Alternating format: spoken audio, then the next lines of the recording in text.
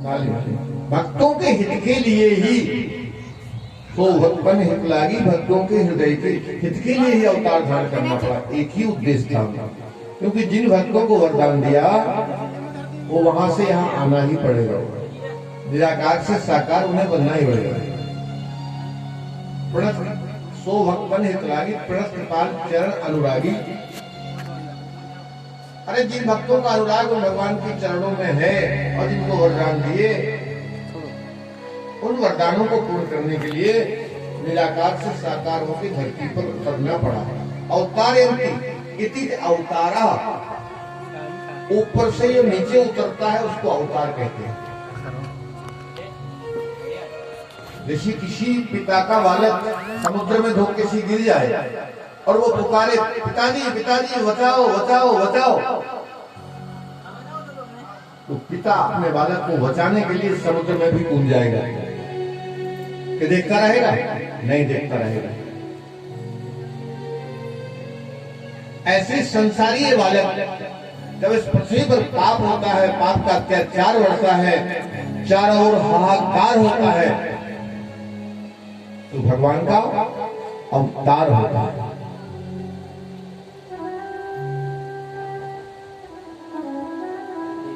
निर्गुण फूले कमल, जैसे कमल का पुष्प खिलता है, ऐसे निर्गुण ब्रह्म सगुण है। जैसे ये भगवान ने किष्किंधा कांड में कहा लक्ष्मण जी से, सज्जनों चौथा दिवस था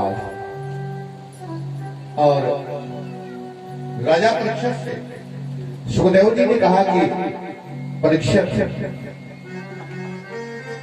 मेरी आज्ञा है। बीच में विराम देते थे 2 घंटे का। परीक्षित सुबह 7 से 12 पारायण सुनाते थे और फिर 2 से 5। मेरी आज्ञा है, आप जलपान कर लीजिए, भूख प्यास सता रही होगी।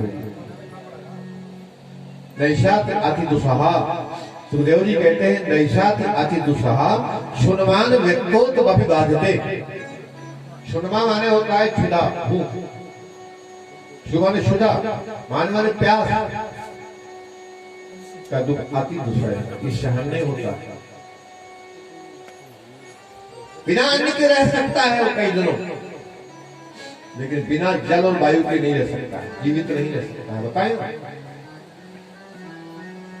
आप जलपान कर लो। परंतु राजा परीक्षित ने कहा गुरुदेव आपकी श्रीमुख से अमृत कथा की वर्षा हो रही है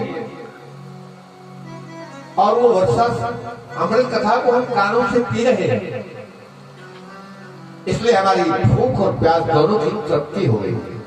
पिबांतम तुम मुखाम भोजम अच्युतम हरि कथा अमृतम।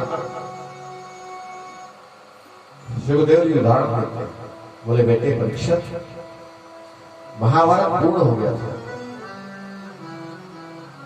100 कौरव मारे गए थे। भगवान श्री कृष्ण गांधारी को समझाने के लिए गए, प्रणाम किया, बुआ जी चरणों में पड़ा। जो होना था वो हो गया, अब लौटने वाला नहीं। परंतु मेरी आज्ञा है कि आप जलपान कर लो। गांधारी ने कहा केशव आपने मेरी कुल का विनाश करा दिया, मैं श्राप देती हूं कि जैसे तुमने मेरे कुल का विनाश कराया ऐसे तुम्हारे ही वंश का विनाश होगा। भगवान ने कहा गांधारी मैं भी यही चाहता था, ये श्राप मैंने ले लिया। मैं यही चाहता था जो आपने श्राप दिया, क्योंकि ये संपन्न करो यदुवंशी भविष्य में प्रजा को सताएंगे, अत्याचारी बनेंगे। लेकिन मेरा कहना मान लो, जलपान कर लो। गांधारी ने कहा कि कृष्ण मेरे सामने मेरे 100 पुत्र मारे गए और मैं जीवित हूं नहीं, मैं बिना अन्न ग्रहण किए प्राणों को त्याग दिया। भगवान समझा करके आगे चले तो केले के वृक्ष थे, उनमें छुप गए भगवान। रात्रि का समय हुआ, सन्नाटा हुआ। जैसे 12 बजे रात्रि के तो और भूख प्यास सतानी गांधारी तेज। गांधारी पछताने लगी कि भगवान वासुदेव ने मुझे समझाया था कि गांधारी कुछ जलपान कर लो, और मैंने जल पिया, न भोजन किया, लेकिन अब ये भूख प्यास का सहन नहीं हो रही है।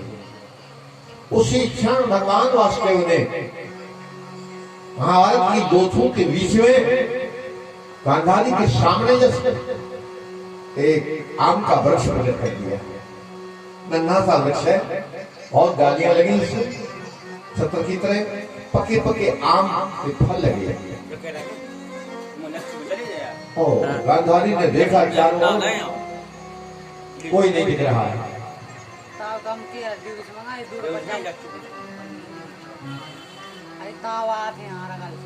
अब मैं